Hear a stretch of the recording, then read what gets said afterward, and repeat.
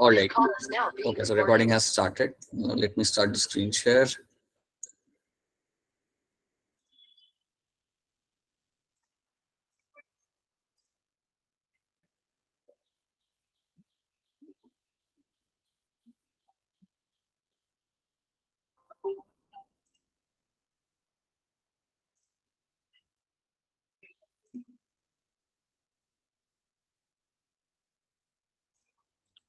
हाँ जी, क्या आपको यहाँ पे स्क्रीन दिख रही है? Yes, sir. और राइट, ठीक है। तो ये चीज हमने देखी थी पिछले क्लास के अंदर। हमने बात किया था हमारे एंजियोस्पर्म्स के बारे में। That is something we have discuss, जहाँ पे आपके मोनोकॉट डायकॉट होते हैं। वो चीज हमने कल पिछले क्लास में देख ली थी। आज का बेटा हमारा ऑब्जेक्टिव रहेगा, आज का ऑब्जेक्टिव रहेगा एंजियोस्पर्म्स को समझना। So that will be the one of the objective, to understand angiosperm. ठीक है, एक हमारा ऑब्जेक्टिव रहेगा। उसके साथ साथ एक और ऑब्जेक्टिव रहेगा, to understand the life cycle. Right, तो हमारे दो ऑब्जेक्टिव आज करेंगे। एक रहेगा आपका to understand your angiosperms, angiosperms को समझना, एक हमारा ये ऑब्जेक्टिव रहेगा आज का। और दूसरा ऑब्जेक्टिव हमारा यहाँ पे रहेगा to understand everything in terms of the life cycle. Life cycle आपके कैसे होंगे आपके प्लांट्स के अंदर, या किस तरीके से आपके लाइफ साइकिल रन करते हैं, ये चीज को मैं आज समझना रहेगा। राइट, अब एंजियोस्पर्म की जब आप बात करते हैं ना, जो आपका जो स्मॉलेस्ट एंजियोस्पर्म होता है, सबसे छोटा जो आपका एंजियोस्पर्म यहाँ पे रहेगा, उसका नाम है यहाँ पे वुल्फिया। उसका नाम यहाँ पे रहेगा आपका वुल्फिया। और सबसे टॉलेस्ट जो आपका रहता है, उसका नाम है आपका यूकेलिप्टस। अब यूकेलिप्टस आपने देखा होगा घर के आसपास, और उसकी आप पिक्चर देखोगे तो आपको आइडिया लग जाएगा। सो यूकेलिप्टस इज समथिंग जो कॉमनली घर के आसपास आपको दिख जाता है। तो मैं कह सकता हूँ that is the tallest angiosperm, right, जो आपका 100 मीटर तक जितना आपका ग्रो कर सकता है। और आपका जो वुल्फिया है, ये आपका रहेगा अपना स्मॉलेस्ट एंजियोस्पर्म। सो वुल्फिया एकदम लाइक आपका एकदम टाइनी होता है, आपके फिंगर पे आ जाएगा वो। उसके फ्लावर भी बहुत छोटे छोटे आपको मिलेंगे। तो यूकेलिप्टस एंड वुल्फिया आपको नाम यहाँ पे याद रखना है। ठीक है, अब मुझे आप ये बताइए, जब आपके सामने ये टर्म आता है गिंको, तो आपके दिमाग में क्या चीज आती है? Living fossils. Leaf fossils. It is a living fossil. ठीक है, वेरी गुड। तो ये एग्जांपल आपको ऐसे याद रखना है। मोनोकॉट डायकॉट हमने यहाँ पे देख लिया है। ये देखिए यूकेलिप्टस, अगर आप ध्यान से देखोगे ना इस पिक्चर को, आपके घर के आसपास दिख जाएगा। यूकेलिप्टस भी आपको देखने के लिए मिल जाता है, राइट। और ये जो राइट हैंड साइड पे, that is going to be your Wolffia. बहुत ही माइक्रोस्कोपिक होता है, आप देख सकते हैं यहाँ पे, और पानी के अंदर ये ग्रो करेगा आपका। तो ये दो एग्जाम्पल आते हैं आपके टॉलेस्ट एंड शॉर्टेस्ट प्लांट के। नाउ हम जानते हैं that monocots will have the single cotyledon, और इनके लीव्स होंगे। इनके जो लीव्स आपको यहाँ पे मिलते हैं देखने के लिए, इनके अंदर आपको मिलेगा पैरेलल वेनिएशन। सो इसको हम कैसे याद रखेंगे? देखिए, यहाँ पे जो आपको लीव्स मिलेंगे ना मोनोकॉट्स के अंदर, उनके अंदर जो वेन्स होंगे वो एकदम पैरेलल होंगे, सीधे सीधे होंगे। They will be all parallel to each other. So such venation is called as my parallel वेनिएशन।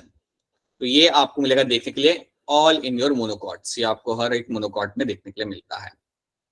You will have the parallel venation will be seen in the monocots. ये एक सिंपल सी बात है जो आपको यहाँ पे याद रखनी है। आपके साइड में यहाँ पे एक छोटा सा पिक्चर भी है। But on the other hand, अगर आप डायकॉट की बात करते हो, अगर आप डायकॉट की बात करो, तो आप इतना तो जानते हो कि उसके अंदर मेरे दो कॉटिलेडॉन है सीड के अंदर। ये पहली चीज हो गई। और इनके जो लीव्स होते हैं, उनके अंदर आपको रेटिकुलेट वेनिएशन देखने के लिए मिलेगा। इनके अंदर आपको रेटिकुलेट वेनिएशन देखने के लिए मिलता है। तो इसमें क्या होगा? अज्यूम करिए कि मेरा यहाँ पे लीफ है। अज्यूम करिए कि मेरा यहाँ पे एक लीफ है। तो अगर आप देखोगे जनरली, तो लीफ जब आप ऑब्जर्व करते हो, तो कई बार उसमें जो वेन्स होती है वो कुछ इस तरीके से होती है। आपने ड्रॉ करते समय बनाई होंगी और रिएक्टिव होगी। ठीक है, अब ये जो वेन्स आपके सामने हैं, इसको हम बोलते हैं रेटिकुलेट वेनेशन। ये जो अरेंजमेंट आपके सामने है, इसको हम बोलते हैं यहाँ पे एज अ रेटिकुलेट वेनेशन। और ये आपको मिलेगा देखने के लिए हमेशा इन योर डायकॉट प्लांट। तो ये आपका हमेशा मिलेगा in your dicot plant. So dicot plant में आपको रेटिकुलेट वेनेशन देखने के लिए मिलता है। तो ये चीज आपको यहाँ पे याद रखनी है। तो ये एक बेसिक आप यहाँ पे डिफरेंस याद रखना आपके कॉटिलेडॉन के अलावा, कि डायकॉट में दो कॉटिलेडॉन आपको मिलेंगे देखने के लिए, जो हम ऑलरेडी पिछले क्लास में देख चुके हैं। And then you have this venation, आपके यहाँ पे रेटिकुलेट यहाँ पे होगा, राइट। अब इतना आप यहाँ पे देख लिया। अब हम डायरेक्टली जंप करते हैं हमारे एंजियोस्पर्म के रिप्रोडक्शन के अंदर। अब यहाँ पे कुछ चीजें आपको याद रखनी है, शॉर्ट में याद रखनी है, लेकिन आपको याद रखनी है। फॉर एग्जाम्पल, हम पहले बात करेंगे यहाँ पे गाइनोशियम की। Let's talk about the gynoecium. तो एक फ्लावर के अंदर आपको मिलेगा देखने के लिए एक flask shape structure, and that is your gynoecium. ये होगा आपके यहाँ पे gynoecium. Gynoecium is your female reproductive organ. Gynoecium आपके यहाँ पे होता है फीमेल रिप्रोडक्टिव ऑर्गन। तो इसको हम यहाँ पे समझते हैं। तो जो गायनोशियम आपका होगा इसके 3 पार्ट्स होंगे। ऊपर वाला पार्ट जो यहाँ पे होता है इसे हम बोलते हैं यहाँ पे as a stigma. Very good, Stigma. Right, बहुत बढ़िया, stigma. Then you have this long stalk जिसको हम बोलेंगे यहाँ पे एज अ Style. राइट। और ये जो बल्जिंग स्ट्रक्चर दिख रहा है, Ovary. Very good, very good, सब लोग पढ़ के आए, right. So that will be your ovary. अब ओवरी के अंदर आपको मिलेगा यहाँ पे कुछ देखने के लिए, और वो जो कुछ होगा यहाँ पे that is going to be your ovule. Ovules. बिल्कुल सही, यहाँ पे आपको जो मिलेगा देखने के लिए that is going to be your ovule. आपको यहाँ पे मिल जाएगा देखने के लिए। अब आपको यहाँ पे सबसे पहली चीज याद रखनी है जो आप ऑलरेडी जानते हो, कि आपका जो ओवरी होता है वो फ्यूचर में कन्वर्ट होता है इनटू योर फ्रूट। ओवरी आपका फ्यूचर में कन्वर्ट होगा इनटू योर फ्रूट, और जो ओव्यूल यहाँ पे आपका होगा ये फ्यूचर में आपका कन्वर्ट होगा इनटू योर सीड। इतनी चीज मैं चाहूंगा कि आप लोग यहाँ पे आएंगे कि आपका ओव्यूल जो होगा it will convert into your seed and ovary will convert into the fruit. ये हम ऑलरेडी एक बार देख चुके हैं जिम्नोस्पर्म के अंदर ओव्यूल किसमें कन्वर्ट होता है। याद रखना, ओवरी आपको यहाँ पे दिख रही है that will convert into your fruit. तो ये बेसिकली आपका फ्रूट में कन्वर्ट होगा। तो इतनी ही स्टोरी पहले तो आपको इसके याद नहीं, और ये फ्यूचर मेरा कन्वर्ट होगा into your seed, right. That is something यार, that is a very first simple thing you have to know. तो ये मेरा यहाँ पे गायनोशियम, ये मेरा यहाँ पे होगा गायनोशियम, जो इसकी पिक्चर आपको यहाँ पे दिख रही है। You can very clearly see the picture of the gynoecium. Stigma, style, ovary, और ओवरी के अंदर आपको मिलेगा यहाँ पे देखने के लिए आपका ओव्यूल यहाँ पे। ये बहुत ही सिंपल स्टोरी है, आपको ये याद रखनी है पहले तो। अब हम यहाँ पे क्या समझेंगे, अब हम देखते हैं हमारे यहाँ पे stamen, that means your androecium. Gynoecium की अगर मैं बात करता हूँ, gynoecium will have a interesting structure, आपको एक बल्जिंग स्ट्रक्चर सा कुछ मिलेगा, एंड देन यू हैव एक लॉन्ग स्टॉक आपको यहाँ पे देखने के लिए मिल जाएगी। सो एक बल्जिंग स्ट्रक्चर यहाँ पे आपका होगा, एंड देन आपको मिलेगा यहाँ पे देखने के लिए आपका एक लंबा सा स्टॉक, ठीक है। अभी जो बल्जिंग स्ट्रक्चर मेरे सामने यहाँ पे है इसको बोलूंगा मैं यहाँ पे एज अ एंथर। Anther. अरे क्या बात है, एंथर। और ये जो नीचे वाला जो मेरे यहाँ पे स्टॉक, इसको मैं क्या बोलूंगा यहाँ पे, Filament. Very good, that will be called as your filament, ठीक है। अब हाँ जी, और ये जो पूरा स्ट्रक्चर मेरा यहाँ पे जो बनता है, जो पूरा स्ट्रक्चर मेरा यहाँ पे है, that complete structure is basically called as your stamen. Stamen. आप उसको एंड्रोशियम भी बोल सकते हो, you can also call them as a stamen as well. So this complete structure can be also called as your stamen. अब देखिए अब यहाँ पे होगा क्या, आपका जो एंथर है ना, एंथर के अंदर आपके बनते हैं पोलन ग्रेन। याद रखना, ये एंथर जो आपका है यहाँ पे, सो एंथर के अंदर ही आपके यहाँ पे पोलन ग्रेन बनाए जाएंगे। सो that is something which will be happening over here. अब ये प्रोसेस कैसा होता है पोलन ग्रेन बनने का वो हमें याद नहीं रखना, बट इतना याद रखना कि एंथर के अंदर ही आपके यहाँ पे बनेंगे pollen grain, they are been formed inside the anther. और अगर आपको याद हो तो हमारे जो पोलन ग्रेन होते हैं उनको हम इवन बोल सकते हैं as a micro Microspongia. Microspongia. Micro, ठीक है। हाँ, उसके अंदर माइक्रोस्पोरेंजिया होगा, लेकिन वो वाली जो कंपोनेंट है ना उसको हमें यहाँ पे नहीं समझना, क्योंकि जैसे कि मैंने आपको बोला था कि इस चैप्टर को, इस टॉपिक को आप डिटेल में समझोगे 12 के अंदर, आपको बस इसे सुपरफिशियली याद रखना है। और सुपरफिशियली आपको याद ही रखना है कि इसके अंदर आपके पोलन ग्रेन बनेंगे, जिनको हम इवन कह सकते हैं यहाँ पे as a microspores. You can also call them as a microspores, ठीक है। अब एक बात बताइए, नॉर्मली आप जब भी आपके माइक्रोस्पोर बनते हैं, चाहे वो जिम्नोस्पर्म में बने या कहीं और बने, क्या वो हैप्लॉइड होते हैं या डिप्लॉइड होते हैं? Haploid. वो मेरे हैप्लॉइड ही होंगे। सो जितने मेरे माइक्रोस्पोर बनते हैं वो मियोसिस के बाद बनेंगे, और वो सारे के सारे हैप्लॉइड होंगे। तो याद रखना, यहाँ पे भी जो मेरा पोलन ग्रेन बनेगा, समझो अगर ये मेरा पोलन ग्रेन है, अज्यूम करो कि मेरा एक पोलन ग्रेन है, तो ये हमेशा मेरा हैप्लॉइड ही रहेगा। This pollen grain will be haploid, और इस हैप्लॉइड पोलन ग्रेन के अंदर मुझे मिलेंगे 2 मेल गैमेट्स। तो this pollen grain will be having the 2 male gametes, ठीक है। ये जो पूरा प्रोसेस है ना पोलन ग्रेन बनने का, ये आपको इस लेवल पे आपको समझना नहीं है, ये आप 12th में पढ़ते हो, बट आपको याद रखना है कि आपके एंथर के अंदर आपके बनते हैं पोलन ग्रेन, जो बिल्कुल आपके होंगे हैप्लॉइड नेचर के, राइट, जिनको हम इवन कह सकते हैं एज अ माइक्रोस्पोर, ठीक है। और जो आपका पोलन ग्रेन यहाँ पे आपका बन गया, तो याद रखना पोलन ग्रेन के अंदर आपको मिलेंगे देखने के लिए आपके male gametes. Within the pollen grain you will have the presence of this male gamete. तो ये जो 2 मैंने यहाँ पे बनाए हैं, these are your male gametes. These are going to be called as our male gametes. अब याद रखना, एक बात याद रखना जो हमने पहले भी देखी थी, एक बार आपका पोलन ग्रेन बन गया, जो पोलन ग्रेन आपका यहाँ पे होता है इसको हम इवन कहते हैं as a male gametophyte. Pollen grain को आप इवन कह सकते हो यहाँ पे as a male Gametophyte. So pollen grain can be also called over here as a male gametophyte. और इस मेल गैमेटोफाइट के अंदर आपको आपके मेल गैमेट्स आपको यहाँ पे मिल जाएंगे। So you'll get to see the male gametes over here.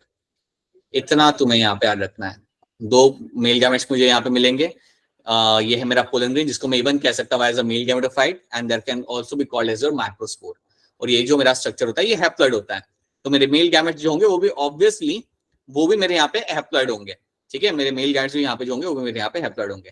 तो इतना तुम्हें यहाँ पे याद रखना है। क्या इतनी स्टोरी आपको यहाँ पे क्लियर है? Is this clear to all of you? Alright, चलिए। हाँ जी, अगर कोई चीज समझना है तो बता देना, अगर कोई पार्ट समझ ना आ रहा है तो बता दो, मैं रिपीट कर दूंगा। ठीक है, if this something which has to be repeated then please let me know. Alright, ठीक है।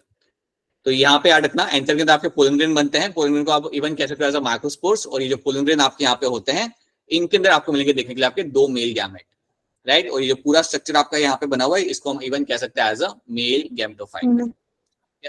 तो ये बात तुम्हें यहाँ पे याद रखनी है। अब अगली चीज जो आप यहाँ पे समझोगे, अगली चीज आप यहाँ पे जो देखोगे वो आपके क्या होगी, let's talk about your ovule in this. So अगर मैं यहाँ पे सिर्फ ओव्यूल को ड्रॉ करूं, अज्यूम करूं कि यहाँ पे है मेरा एक, let's say this is your ovule, let's say कि मेरा यहाँ पे ओव्यूल है।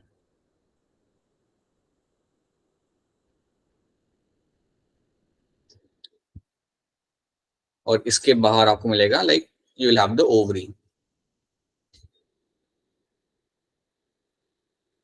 ठीक है, तो ये जो येलो वाला पार्ट है that will B ovary and this green one is going to be ovule. Let's say ये मेरा ovule है। अब एक चीज आपको याद रखनी है कि ओवल के अंदर आपको मिलेगा आपका फीमेल गैमेटोफाइट। ओवल के अंदर आपको बनता है आपका फीमेल गैमेटोफाइट, लेकिन आपको यहाँ पे एक चीज को याद रखना पड़ेगा। डायरेक्टली आप याद रखेंगे यहाँ पे कि आपका जो फीमेल गैमेटोफाइट होता है, द फीमेल गैमेटोफाइट, हम एंजियोस्पर्म्स की बात करें, फीमेल गैमेटोफाइट जो आपको मिलेगा ओवल के अंदर उसका एक नाम होता है and that is called as your embryo sac. That is called as your embryo sac. तो फीमेल गैमेटोफाइट आपको जो मिलेगा आपके एंजियोस्पर्म्स के ओवल के अंदर उसको हम बोलेंगे यहाँ पे as a embryo sac. That is going to be called as your embryo sac. अब आपके दिमाग में क्वेश्चन आ सकता है कि यार सर ये एम्ब्रियो सैक बना कैसे है या इसमें क्या मिलेगा देखने के लिए, तो मैं इसको आपको शॉर्ट में समझाता हूँ, आप समझ जाओगे कि एम्ब्रियो सैक बनता कैसे है। ठीक है, अब यहाँ पे थोड़ा ध्यान देना, आप इस चीज को समझ जाओगे। पहली चीज, आपके ओवल के अंदर आपको मिलेंगे देखने के लिए megaspore mother cell. Megaspore mother cell, MCC, that is going to stand for your megaspore mother cell. मैं यहाँ पे लिखूंगा megaspore, right, and then MC, mother cell. अब आप मुझे बताइए मेगास्पोर मदर सेल क्या होगा, डिप्लॉइड होगा या हैप्लॉइड होगा? Haploid. Haploid. Haploid. डिप्लॉइड होगा? वापस बताओ। Diploid. Diploid. ये देखो यहाँ पे, पीछे आओ, वापस से पीछे आओ, यहाँ पे देखो, have a look at this, have a look at this picture। आ गया, यहाँ पे देखो, we have this megaspore mother cell बीच में है आपका, ये क्या आपका डिप्लॉइड है हैप्लॉइड है? Diploid. Diploid. Diploid. डिप्लॉइड है। याद रखना मेगास्पोर मदर सेल आपका डिप्लॉइड ही होता है, मेगास्पोर मदर सेल आपका यहाँ पे डिप्लॉइड ही होता है। ये पिक्चर को याद रखना, ये स्टोरी को याद रखना। सेम स्टोरी हम एंजियोस्पर्म के अंदर रिपीट करेंगे, सेम स्टोरी अभी हमने करनी रिपीट इन द एंजियोस्पर्म। सो वापस से आते हैं इस एंजियोस्पर्म वाली स्लाइड के ऊपर, और देखो यहाँ पे होगा क्या, you have a megaspore mother cell, ये मेरा यहाँ पे होगा डिप्लॉइड सेल। अब आप बताओ ये जो मेगास्पोर मदर सेल होता है ये क्या करता है, मियोसिस करेगा या नहीं करेगा? Yes, sir. ऐसा करेगा। Yes, sir. अरे 100% करेगा ये, बिल्कुल, ये आपका मियोसिस यहाँ पे करेगा। So this will undertake the meiosis. अब जैसे ही आपका ये मियोसिस यहाँ पे करता है आपको यहाँ पे मिलेंगे 4 सेल, राइट। अब आपको क्या लगता है इनके साथ क्या होगा, ये 4 जो मेरे सेल बने ये है मेरे मेगास्पोर। अब क्या चारों के चारों आगे जाएंगे या उनके साथ कुछ अलग स्टोरी होगी यहाँ पे, आप बताइए।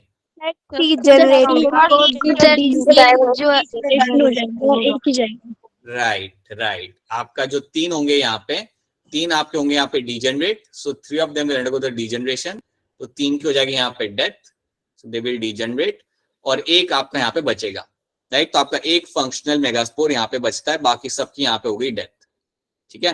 तो इतनी चीज पहले तुम्हें याद रखनी है।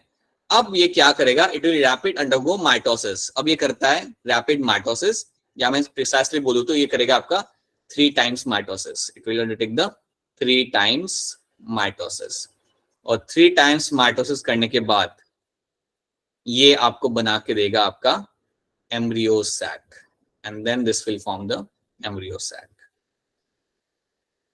तो ये चीज आपको यहाँ पे याद रखनी है। So this is going to be forming the embryo sac, ठीक है। अब अगर मैं बता रहा हूँ, इसको हम ज्यादा डिटेल में यहाँ पे समझ नहीं रहे, बट याद रखना जो एम्ब्रियो सैक जो आपके यहाँ पे बनता है अंदर, ये आपको बनेगा ओव्यूल के अंदर, this will be formed inside the ovule, और इसको ही हम बोलते हैं यहाँ पे एज अ फीमेल गैमेटोफाइट। तो अगर आपको कल उठ के क्वेश्चन आता है कि एंजियोस्पर्म के अंदर फीमेल गैमेटोफाइट क्या होता है, then you should tell them it is your embryo sac. जो एम्ब्रियो सैक आपका जो बनता है यहाँ पे, that embryo sac is something which is called as your female gametophyte, right. तो ये आपका इसके अंदर बनेगा, ठीक है। जब आपका एम्ब्रियो सैक बनेगा ना, तो उसमें एग भी बनेगा। तो जनरली एम्ब्रियो सैक जब आपका बनता है तो आपको कुछ चीजें मिलती है, आपको मिलेंगे आपके 3 न्यूक्लियस एक साइड पे। So embryo sac will have 3 nucleus on one side, it will have 2 nucleus on this side, और उसके साथ एक होगा यहाँ पे एग लगा हुआ, एग बनाता हूं मैं ऑरेंज कलर का, ठीक है। और बीच में मुझे 2 न्यूक्लियस और मिलेंगे, and in the center I will find 2 more nucleus. So let me make 2 more nucleus in the center. तो अगर आपको कोई पूछे कि एम्ब्रियो सैक में होता क्या है, तो आपने बोलना है it will have 6 cells, right. It will have 6, पहले तो आप इन सेल्स का नाम याद रख लो, एक काम करो, इन सेल्स का पहले आप नाम याद रखो। जब आपको कोई पूछे एम्ब्रियो सैक में क्या है, तो एम्ब्रियो सैक में यू विल हैव 3 सेल आपके ऊपर के कॉर्नर में, 3 सेल आपके ऊपर के कॉर्नर में यहाँ पे, तो एक ये सेल है, एक ये सेल है, और एक ये सेल है, 3 सेल आपके ऊपर के कॉर्नर में। इन तीनों सेल को हम बोलते हैं यहाँ पे एज अ एंटीपोडल सेल। तो 3 सेल मेरे एक कॉर्नर पे, जिनको हम बोलेंगे यहाँ पे एज अ एंटीपोडल सेल। उसके बाद 2 सेल मुझे यहाँ पे दिख रहे हैं, ये जो 2 व्हाइट कलर के सेल है यहाँ पे, इनको हम बोलते हैं यहाँ पे एज अ सिनर्गिड सेल्स, इनको हम बोलते हैं यहाँ पे as a synergid cells. So these are called as my synergid cells. ये ऑरेंज वाला जो यहाँ पे बनाया था, ये तो आप जानते हो, ये है मेरा यहाँ पे egg, this is going to be your egg cell. तो पहले तो इतना याद रखना कि मुझे यहाँ पे 6 सेल यहाँ पे दिख रहे हैं, और 3 एक कॉर्नर में, 3 दूसरे कॉर्नर में। जो एक कॉर्नर में लगे हुए उनको हम बोलेंगे यहाँ पे एज अ एंटीपोडल सेल, और जो 3 इस कॉर्नर में है उसमें मेरे 2 होंगे यहाँ पे सिनर्गिड सेल। सो याद रखना, सिनर्गिड सेल आपके पास रहते हैं हमेशा इंटू 2, और एक रहेगा मेरा यहाँ पे एग सेल। इतना पहले तुम्हें यहाँ पे बताना है। और फिर बीच में जो आपके पास यहाँ पे जो 2 न्यूक्लियस है, बीच में आपके पास जो यहाँ पे 2 न्यूक्लियस है, that 2 nucleus over here are called as my polar nuclei. इनको हम कहते हैं यहाँ पे एज अ पोलर न्यूक्लियाई। ये जो 2 न्यूक्लियस बीच में है, इनको हम बोलेंगे यहाँ पे एज अ पोलर न्यूक्लियाई।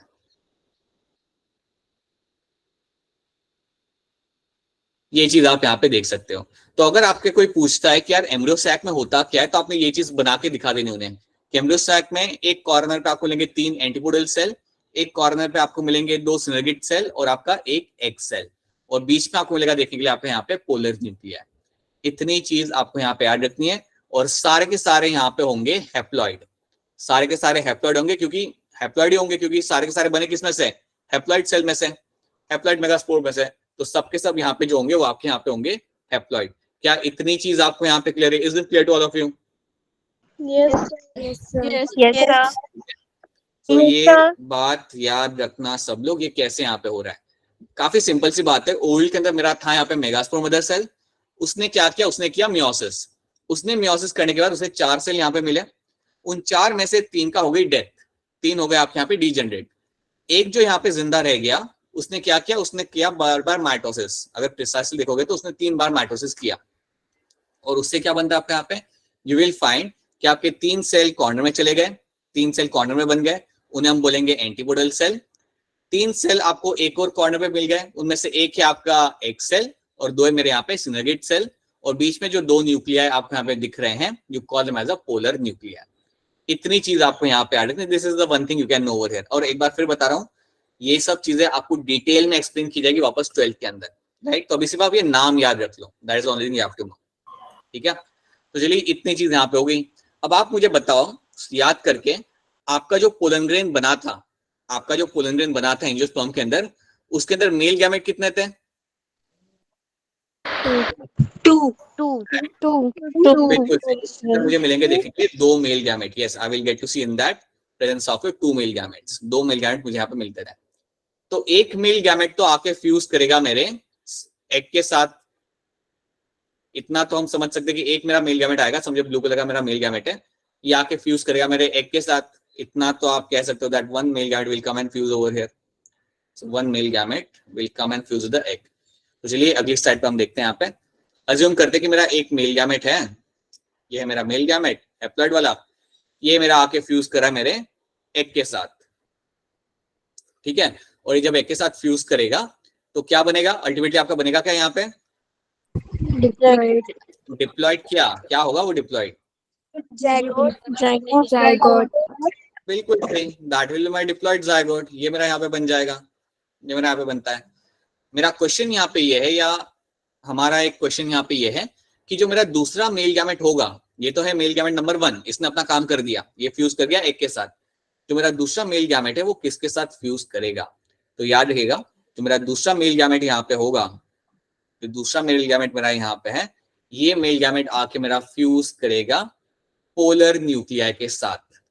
जो मेरे दो जो पोलर न्यूक्लियाई थे, राइट, जो मेरे 2 पोलर न्यूक्लियाई थे यहाँ पे, वो आके इनके साथ वो फ्यूज करेगा, इनके साथ आके वहां पे करेगा फ्यूज। ये जो सेंटर में थे ना मेरे दोनों पोलर न्यूक्लियाई, जो सेंटर में, Yes, sir. उनके साथ आके वो यहाँ पे करेगा फ्यूज। हाँ जी, कुछ क्वेश्चन हो तो आप डायरेक्टली पूछ लीजिए अनम्यूट करके, आपको हैंड रेज करने की जरूरत नहीं है। बताइए अगर क्वेश्चन हो तो। No, sir. अच्छा ठीक है।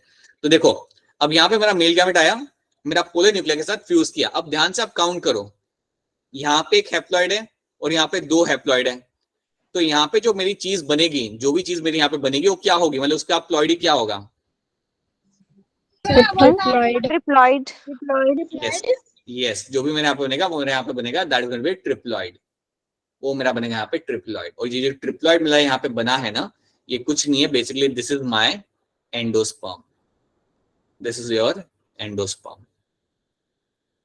तो एंजियोस्पर्म के अंदर जो एंडोस्पर्म बनेगा, एंजियोस्पर्म के अंदर जो भी एंडोस्पर्म आपका बनता है यहाँ पे, याद रखना वो आपका हमेशा रहेगा triploid, that is always going to be triploid.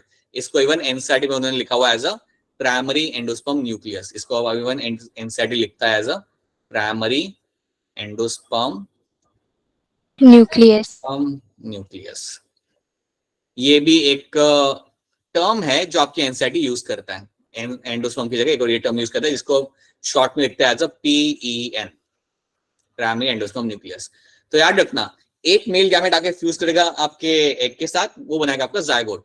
और दूसरा मेल गैमेट आके फ्यूज करेगा मेरे पोलर न्यूक्लियाई के साथ, it will come and fuse with my polar nuclei and that will ultimately give me my endosperm. अब आप खुद से सोच के बता दो कि एक बार एंडोस्पर्म बना, या एंडोस्पर्म बनने का रीजन क्या होता है, उसका एडवांटेज क्या होता है, एंडोस्पर्म का काम क्या होता है? नरिशमेंट देना किसको? Embryo. एम्ब्रियो को। राइट, जो आपका जायगोट एम्ब्रियो में कन्वर्ट होगा, जो डेवलप करेगा, उसको प्रोवाइड करना नरिशमेंट। तो आपका जो एंडोस्पर्म यहाँ पे बना, इसका बेसिकली काम यहाँ पे होगा आपके जायगोट को यहाँ पे नरिशमेंट प्रोवाइड करना, ताकि वो ग्रो कर सके, ताकि वो एम्ब्रियो में कन्वर्ट कर सके। ये चीज आपको यहाँ पे याद रखनी है। ये पूरी जो स्टोरी मैंने आपको बताई थी, ये यही बताने के लिए आपको बताई है कि याद रखना, एंजियोस्पर्म के अंदर आपका जो एंडोस्पर्म होगा वो होगा ट्रिप्लॉइड। आपका जो जिम्नोस्पर्म में जो आपका एंडोस्पर्म था वो आपका था हैप्लॉइड, ठीक है। तो एक तो ये पहली बात याद रखनी है। क्या पहली सेंटेंस आपको यहाँ पे क्लियर है? Is this sentence clear to all of you? Yes, sir. ठीक है। सेकंड चीज आपको यहाँ पे याद रखनी है कि आपका जो एंडोस्पर्म बना था जिम्नोस्पर्म के अंदर, वो फर्टिलाइजेशन के पहले बन गया था, राइट। एंडोस्पर्म जो बना था जिम्नोस्पर्म के अंदर, बिफोर फर्टिलाइजेशन आपको बन के रेडी हो जाता है। लेकिन एंजियोस्पर्म के अंदर याद रखना, it is happening only post fertilization. Fertilization होने के बाद ही आपका यहाँ पे एंडोस्पर्म बनेगा। So that is one thing you have to know. Endosperm आपका यहाँ पे जो बनेगा वो आपका फर्टिलाइजेशन होने के बाद बनेगा। सो ये एक और चीज आपको इसमें याद रखनी है। So this is one thing you all have to remember. So इतनी स्टोरी अगर आप याद रखते हो then that is going to be enough for you to get a right answer for any question जो इस चैप्टर में से आपको पूछे जाएंगे, राइट? क्योंकि इसके अंदर देखिए एंजियोस्पर्म जो मैं आपको वापस से बता रहा हूँ कि इसको आप 12th में बहुत डिटेल में पढ़ते हो, तो वहां पे आपको अलग अलग टाइप के क्वेश्चन बन सकते हैं उस चैप्टर में से, बट यहाँ से आपको यहाँ तक याद रखना है। This is only thing you have to know, ठीक है? तो क्या ये वाली स्लाइड सबको यहाँ पे क्लियर है? Is this slide clear to all of you? Yes, sir. Yes, sir. ठीक है, alright. So this is something you have to know in this. इतनी चीज आपको यहाँ पे याद रखनी है और ये वाली स्टोरी भी आपको यहाँ पे याद रखनी पड़ेगी। एक बार ये सब हो गया ना, जैसे ही आपका ये सब हो गया देन उसके बाद आखिरी चीज क्या होगी पता है? आपका ओवल आपका सीड में कन्वर्ट हो जाएगा और आपका ओवरी जो होगा it will turn into the fruit. जैसे आपका फर्टिलाइजेशन हो गया then ovule will turn into the seed and ovary जो आपका यहाँ पे होगा वो आपका फ्रूट में कन्वर्ट हो जाएगा। बस इतना आपको यहाँ पे ये स्टोरी आपको याद रखना है, ठीक है? So this is what you have to know in terms of the angiosperm. इतनी चीज आपको एंजियोस्पर्म्स के बारे में याद रखनी है, इतना ही याद रखिएगा। और जो एनसीईआरटी में मेंशन है वो आप पढ़ लीजिएगा। अगर आपको इतना याद है देन एनसीईआरटी समझने में आपको दिक्कत नहीं आएगी, right? This is something you have to know. Now let's jump on to your life cycles. अब हम हमारा ध्यान देते हमारे लाइफ साइकिल के ऊपर। Let's try to see what will be happening in the life cycle वाला पार्ट। अब जब हम बात करते हैं लाइफ साइकिल तो यहाँ पे आप लोग ही मुझे बताएंगे। अगर आप लोग मुझे यहाँ पे आंसर कर रहे हो तो हमारे लाइफ साइकिल काफी जल्दी समझ जाओगे आप लोग और ये जल्दी खत्म भी हो जाएगा। सो नाउ लेट्स सी कि लाइफ साइकिल में हम यहाँ पे क्या देखेंगे। तो पहले हम बात करेंगे यहाँ पे हमारे एल्गे की। तो आप लोग मुझे बताइए कि एल्गे के अंदर मेन प्लांट बॉडी क्या होती है? Gametophytic. Gametophytic. Right. So main plant body आप लोग यहाँ पे जानते हो that is going to be your gametophytic, ठीक है? ये बात आप लोग काफी क्लियरली जानते हो। Very good. अब नेक्स्ट चीज आप मुझे ये बताइए कि आपका एल्गे के अंदर आपका जायगोट बनता है, ठीक है? आपका जायगोट आपको बनते हुए आपको मिलेगा। क्या जायगोट आपका स्पोरोफाइट बनाता है वहां पे? No, sir. No, sir. नहीं बनता। आपको इसके अंदर आपको स्पोरोफाइट मिलेगा ही नहीं। सो अगर मैं बात करूं यहाँ पे, अगर मैं लिखता हूँ यहाँ पे स्पोरोफाइट, अगर मैं यहाँ पे लिखता हूँ स्पोरोफाइट तो श्योरली मुझे यहाँ पे स्पोरोफाइट नहीं मिलेगा। I won't find sporophyte in this. हाँ, गैमेटोफाइटिक बॉडी बिल्कुल मुझे यहाँ पे दिखती है। तो सिंपल सी बात है कि आपकी जो गैमेटोफाइटिक बॉडी है वो आपको मेनली आपको मिलेगी आपको देखने के लिए एल्गी के अंदर। स्पोरोफाइट आपको यहाँ पे देखने के लिए नहीं मिलेगा। सो दैट मीन्स आपका जो हैप्लॉइड वाली कंडीशन है वो तो आपको यहाँ पे दिख रही है काफी क्लियरली। हैप्लॉइड वाली कंडीशन आपको यहाँ पे, ये आपका जो गैमेटोफाइटिक बॉडी होता है ये आपका होता है हैप्लॉइड, ये आपको क्लियरली दिख रहा है। स्पोरोफाइट वहां पे बनता हुआ आपको नहीं दिखता। लेकिन क्या आपको जायगोट बनता हुआ वहां पे दिखता है? Will you find a zygote formation? No, sir. No, sir. Yes, sir. नहीं मिलेगा। जायगोट मिलेगा, एम्ब्रियो नहीं मिलता। जायगोट तो आपको मिलेगा वहां पे, याद करो, जायगोट तो आपको मिलेगा वहां पे बनते हुए। आपका डिप्लॉइड जायगोट आपको वहां पे मिल जाएगा, बट आपका एम्ब्रियो फॉर्मेशन आपको वहां पे मिलेगा नहीं, ठीक है? याद रखना हमने क्या बोला था एल्गी के बारे में, that you will find embryo formation is not seen but zygote formation will be observe, ठीक है? तो अगर आपसे कोई पूछे कि एल्गी के अंदर क्या डिप्लॉइड बॉडी मिलती है, देन आपका आंसर होगा मिलती है but only in the zygote form. Zygote. Only in the zygote form it is been seen. ये बात याद रखना। देखिए एम्ब्रियो फॉर्मेशन नहीं मिलेगा बट जायगोट फॉर्मेशन आपको यहाँ पे मिलेगा।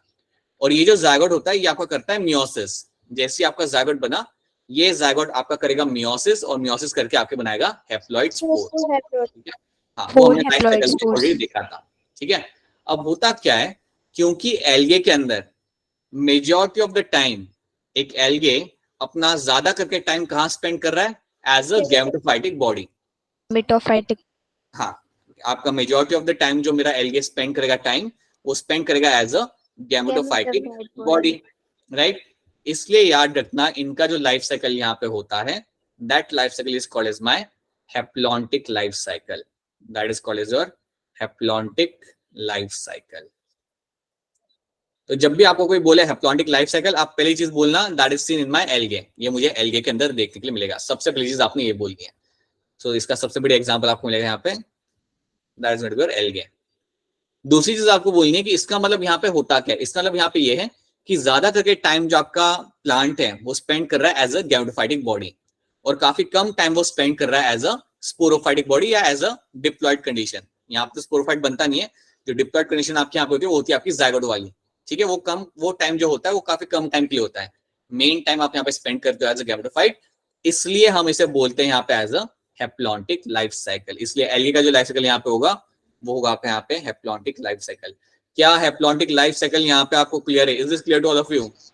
Yes, Yes, sir. sir. Yes, sir. Yes, sir. अभी मुझे सबके नाम तो याद नहीं, but few of you like Shalini, Anshika, Vanshika, Bharti, Muskan, I will clear to all of you? Yes, sir. Yes, sir. Yeah. Alright. So and this question goes for all of you. ठीक है. That's thing you will find happening in your algae. Okay. Now यहाँ पे इस picture को देखो आप, इस picture को आप देखो, यहाँ पे समझो हेप्लॉन्टिक में क्या लिखा हुआ इन लोगों ने। In this sporophytic generation is represented by only zygote. यहाँ पे sporophytic generation में क्या दिखता है आपको? सिर्फ zygote यहाँ पे आपको दिखेगा, right? Zygote undergoes meiosis to form haploid spores. ये हम देख चुके हैं, सबसे पहला लाइफ साइकिल हमने यही पढ़ा था, right? They divide mitotically to form the gametophyte. और आप फिर आप जानते हो कि एक बार आपके यहाँ पे haploid spore बन गए, then they will give rise to the new gametophyte. ये आपके डिवाइड कर करके आपका gametophyte बनाएंगे। The dominant photosynthetic phase is the free living gametophyte. याद रखना, जो dominant यहाँ पे जो स्टेज आपका रहेगा वो आपका रहेगा photosynthetic gametophyte। और इसका एग्जांपल आपके यहाँ पे है, see majority of the algae will show the heplontic life cycle. यहाँ पे दिया हुआ like Volvox, Pyrogara, Chlamydomonas, they're all going to show the heplontic life cycle. याद रखिएगा algae के अंदर कुछ exceptions हो सकते हैं, but majority of them will be going to be showing the heplontic life cycle. तो ये आपको यहाँ पे याद होना चाहिए. This something should be clear to you, right? क्या heplontic life cycle सबको यहाँ पे clear है? Yes, sir. Yes, sir. Yes, sir. चलिए फिर दूसरा देखते हैं. Now let's have a look at something else now. अभी हम दूसरा यहाँ पे लाइफ साइकिल देखेंगे, and that is going to be your diplontic life cycle. चलिए अब यहाँ पे हम समझते हैं हमारा डिप्लॉन्टिक लाइफ साइकिल।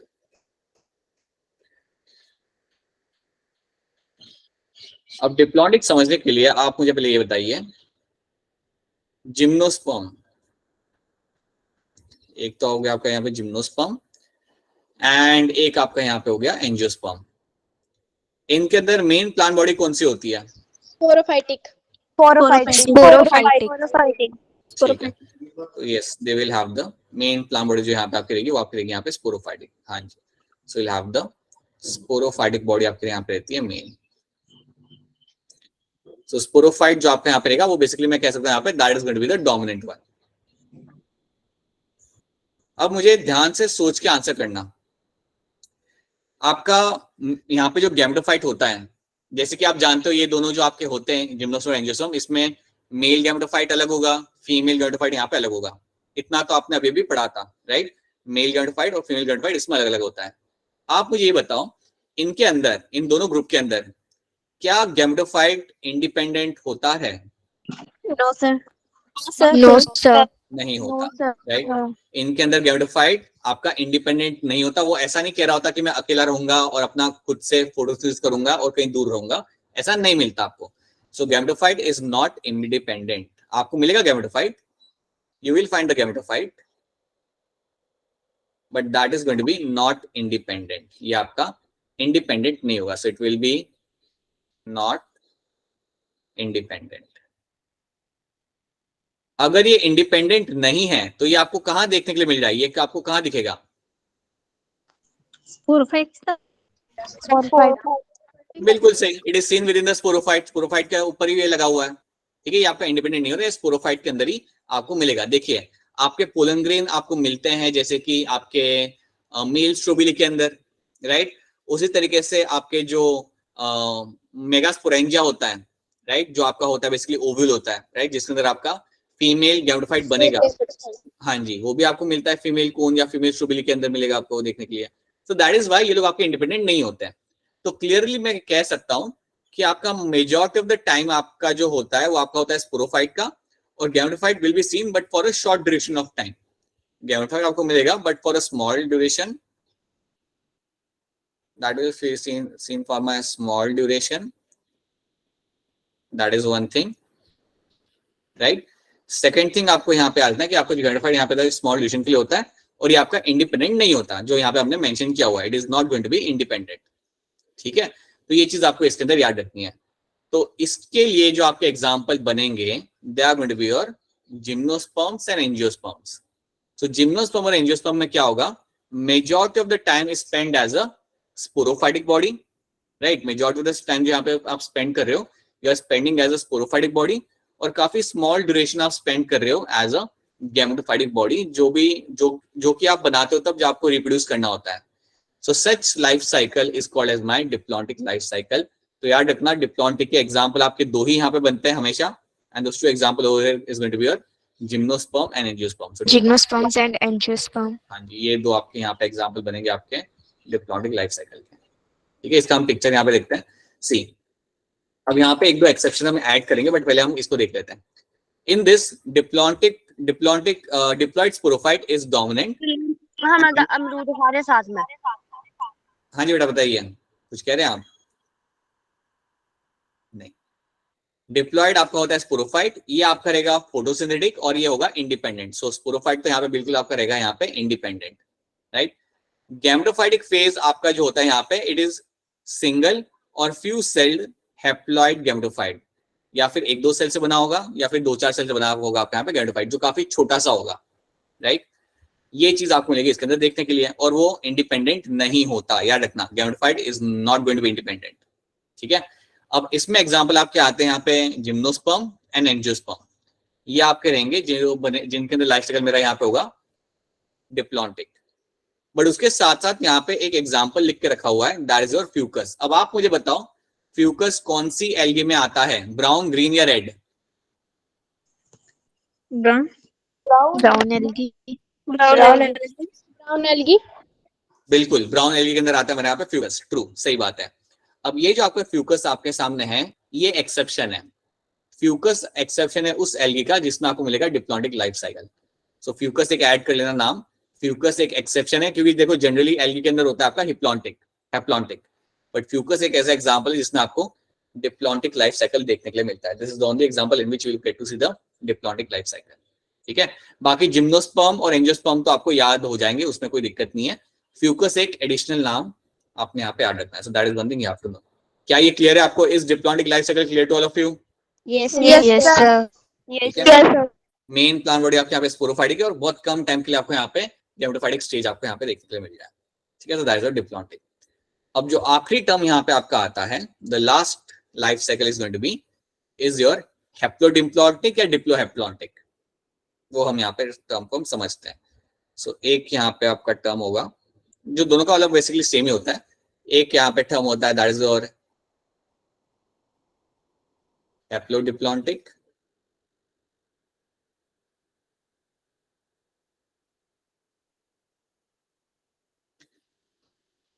दूसरा टर्म आपका यहाँ पे जो होगा वो आपका होगा यहाँ पे Diplohaploidic. डिप्लोहैप्लॉन्टिक।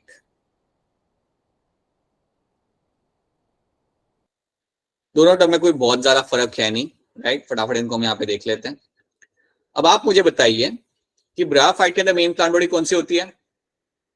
Gametophytic. Gametophytic. बहुत बढ़िया, यस। ब्रायोफाइट के अंदर जो मेन प्लांट बॉडी आपके यहाँ पे रहेगी, that is going to be your gametophytic.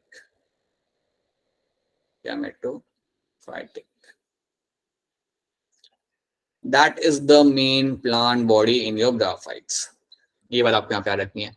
अब मुझे बताइए, क्या ब्रायोफाइट के अंदर स्पोरोफाइट दिखता है? Yes, sir. बिल्कुल अच्छा खासा दिखता है स्पोरोफाइट यहाँ पे, याद करो। इसमें स्पोरोफाइट आपको दिखेगा, और स्पोरोफाइट के 3 पार्ट्स भी होते हैं। अगर आप याद करोगे तो स्पोरोफाइट के वो 3 लेबलिंग्स भी होती है। क्या होती है वो लेबलिंग?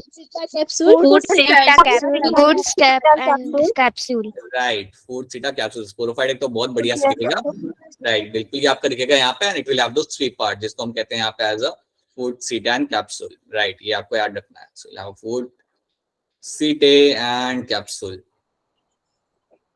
हाँ जी, और जिन्होंने असाइनमेंट सबमिट करना, जिनका बाकी है, प्लीज अपना टाइम निकालिए और करिए उसे सबमिट।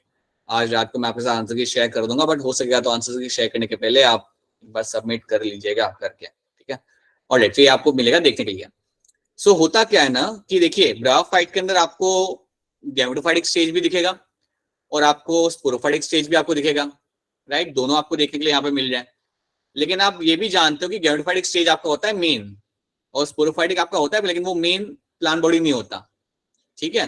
तो याद रखना ऐसे लाइफ साइकिल को हम यहाँ बोलेंगे as a haplodiplontic life cycle, क्योंकि इसके अंदर दोनों ही स्टेज आपको लगभग इक्वल टाइम के लिए आपको देखने के लिए मिलते हैं, दोनों इक्वल टाइम के लिए आपको मिलते हैं देखने के लिए, या मैं कहूंगा दोनों काफी क्लियरली आपको देखने के लिए मिलते हैं। Both of them are been seen very clearly, very clearly you can observe them, ठीक है। तो इसलिए हम इसे बोलेंगे यहाँ पे as a haplodiplontic life cycle. So bryophytes are a good example of your haplodiplontic. अब हैप्लो टर्म पहले पता है हमने क्यों लगाया यहाँ पे, क्योंकि इसका मेन प्लांट बॉडी यहाँ पे होता है गैमेटोफाइटिक। मेन प्लांट बॉडी यहाँ पे जो रहेगा वो आपका गैमेटोफाइटिक होता है ब्रायोफाइट के अंदर, इसलिए हम उसे यहाँ पे टर्म यूज करते हैं as a haplodiplontic life cycle, ठीक है। बाकी हैप्लोडिप्लॉइडिक और डिप्लोहैप्लॉइडिक में ज्यादा फर्क नहीं होता। अब फर्क क्या होता है मैं आपको यहाँ पे समझाता हूँ। देखो ये हो गया ब्रायोफाइट का लाइफ साइकिल, हैप्लोडिप्लॉइडिक, राइट। अच्छा मुझे ये बताओ ब्रायोफाइट के अंदर क्या गैमेटोफाइट इंडिपेंडेंट होता है नहीं होता? होता है इंडिपेंडेंट। बिल्कुल सही, गैमेटोफाइट मेरा इंडिपेंडेंट होगा, खुद का खाना खुद बनाएगा, फोटोसिंथेसिस करेगा और बिल्कुल इंडिपेंडेंट वो रह सकता है। स्पोरोफाइट क्या इंडिपेंडेंट होता है या नहीं होता? No sir. नहीं, स्पोरोफाइट यहाँ पे पैरासाइटिक होता है, याद करो स्पोरोफाइट जो होता है वो आपका पैरासाइटिक होता था ब्रायोफाइट के अंदर, it used to be parasitic जो हमने किया, ठीक है। तो ये बात याद रखना है, राइट। अब डिप्लोहैप्लॉइडिक में क्या आएगा मालूम है क्या? इसके अंदर आपका सिंपल सी बात है, एक आपका रह गया, that is going to be what, your pteridophytes, यही आपके रह गए, ठीक है। अब टेरिडोफाइट्स में आप मुझे फटाफट बताइए आपके जो यहाँ पे गैमेटोफाइट होता है या मेन प्लांट बॉडी कौन सी होती है यहाँ पे, ये बताइए मेन प्लांट बॉडी कौन सी होती है? तो sporophyte is going to be the main plant body, ये आप जानते हो, ठीक है। आपको गैमेटोफाइट भी यहाँ पे मिलेगा, you will get to see gametophyte over here, yes sir. लेकिन वो मतलब बहुत लाइक मेन नहीं होता, that is not be main part, वो आपका छोटा सा आपको मिलेगा बनते हुए, but that is not main plant body. So gametophyte भी आपको यहाँ पे देखने के लिए मिलेगा, वैसा नहीं कि नहीं मिलेगा, ये भी आपको मिलेगा। आप मुझे बताओ क्या गैमेटोफाइट यहाँ पे इंडिपेंडेंट होता है? No sir. यस होगा, is going to be independent, ये आपका इंडिपेंडेंट होगा। याद करो ना, हम पता है हमारा गैमेटोफाइट बना देते हैं जिसका नाम दे देते हम लोग प्रोथैलस, याद करो हमारा गैमेटोफाइट बना देते हैं प्रोथैलस, तो वो अलग से रहता था, इंडिपेंडेंट बिल्कुल वो अलग से रहता था, right. So that means to be independent. Sporophyte तो इंडिपेंडेंट होता ही है, देखो स्पोरोफाइट तो इंडिपेंडेंट होगा ही, क्योंकि इसके अंदर आपको लीव्स भी मिल जाए, स्टेम मिल जाए, रूट्स मिल जाए, वो तो आपका इंडिपेंडेंट होता ही है, राइट। बट गैमेटोफाइट भी आपका इंडिपेंडेंट होगा यहाँ पे, बट क्योंकि आपकी मेन प्लांट बॉडी यहाँ पे स्पोरोफाइटिक है, इसलिए इस लाइफ साइकिल को हम यहाँ बोलेंगे एज अ डिप्लोहैप्लॉइडिक लाइफ साइकिल। सो हैप्लोडिप्लॉइडिक आपको याद रखना है, इन दोनों के अंदर एग्जांपल आपके आते हैं bryophytes and pteridophyta. Bryophytes and pteridophyta are the two examples we will get to see in this.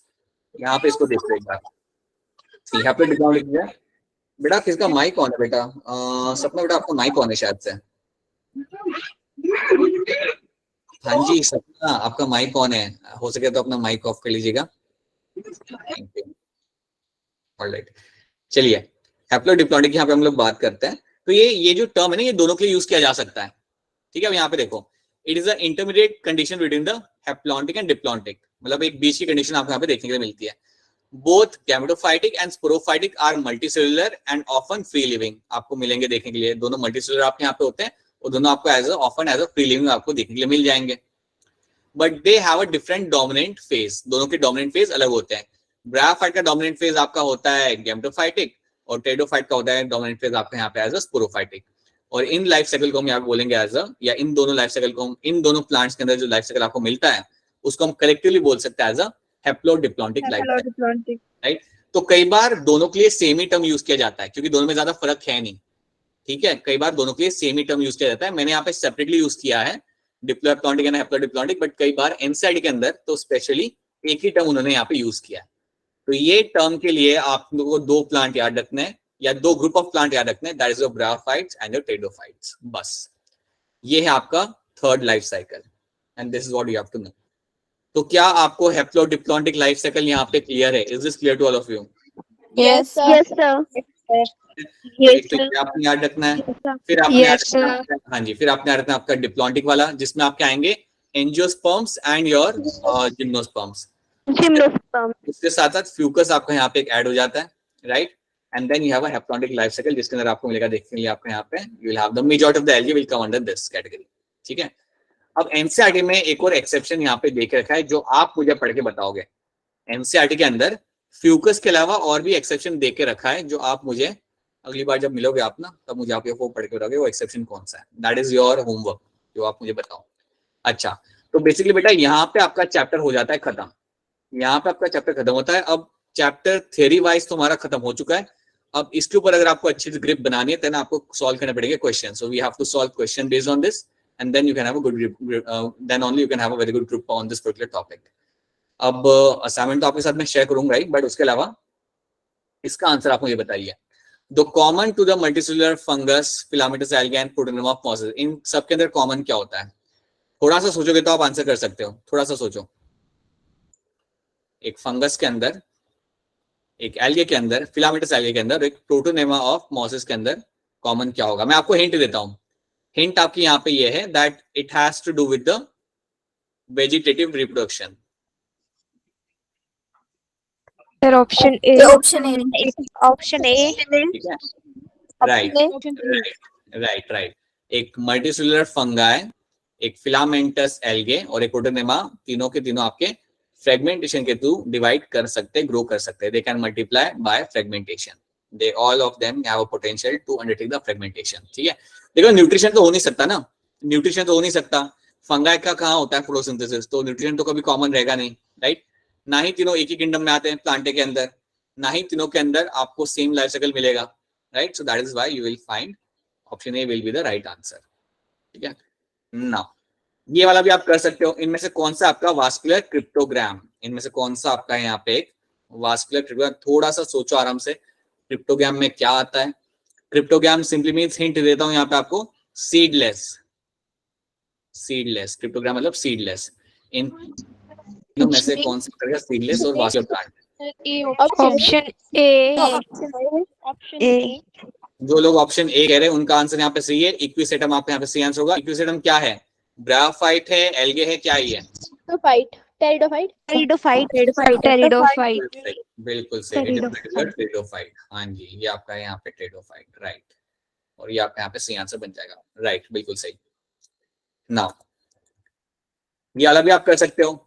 This is considered as a important in the development of seed habit. Seed habit develop करने के लिए ये जो एक event था, ये बड़ा ही important माना जाता है। ये भी हमने डिस्कस किया था।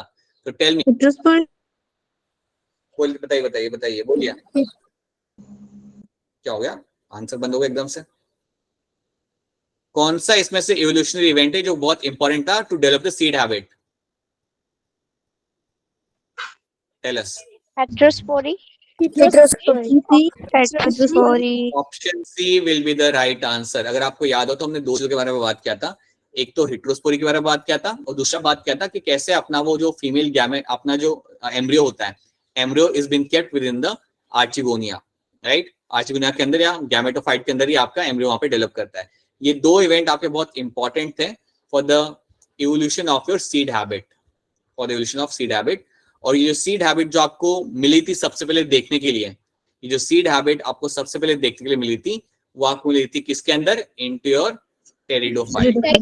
टेरिडोफाइट्स के अंदर आपको सबसे पहले मिली थी। क्या आप मुझे उन दो टेरिडोफाइट्स के नाम बता सकते हो जो आपके होते हैं heterosporous? Heterosporous, Salviniana Salvinia and Salvinia and Salmonella आपको दो एग्जांपल रखना of your heterosporous plant. Again एनसाइड का एग्जांपल आपने भूलना नहीं है, ठीक है? Conifers are adapted to tolerate extreme environmental conditions because of what? बताइए क्या आंसर लगता है आपको क्वेश्चन नंबर 4 का? Conifers are adapted. Thick cuticle. Thick cuticle. बिल्कुल सही आंसर है, थिक क्यूटिकल आपके यहाँ पे सही आंसर होगा। ये आपको बड़ा हेल्प करता है to survive in the extreme conditions. Yes, ये हम ट्रेड देख चुके हैं, बाकी सारे ट्रेड्स हमने पढ़े ही नहीं है। So yes, thick cuticle is the right answer. ठीक है, करेक्ट स्टेटमेंट आपको बतानी है यहाँ पे। ध्यान से 4 स्टेटमेंट को आप यहाँ पे देखिए and try to tell me the correct statement.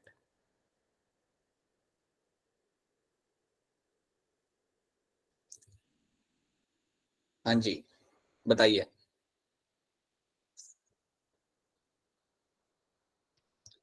देखते कॉल पे आंसर बताता है इसका। Option D. Option D. Option D. Option जी, आप सी। कह रहे हो। अच्छा, तो काफी लोग ऑप्शन ऑप्शन डी सी। कह रहे हैं, Option और A. कुछ लोग ऑप्शन ऑप्शन सी सी। कह रहे हैं, और कुछ लोग ऑप्शन सी। ऑप्शन डी कह रहे हैं। Option A. चलो आ गए, काफी सारे आंसर आ गए, मिक्स आंसर आ गए। चलो अब एक एक करके देखें कौन सा सही है कौन सा गलत। चलिए, हाँ जी, दीक्षा ने बोला ऑप्शन डी। ठीक है, Salvinia, ginkgo and pinus are all my gymnosperm.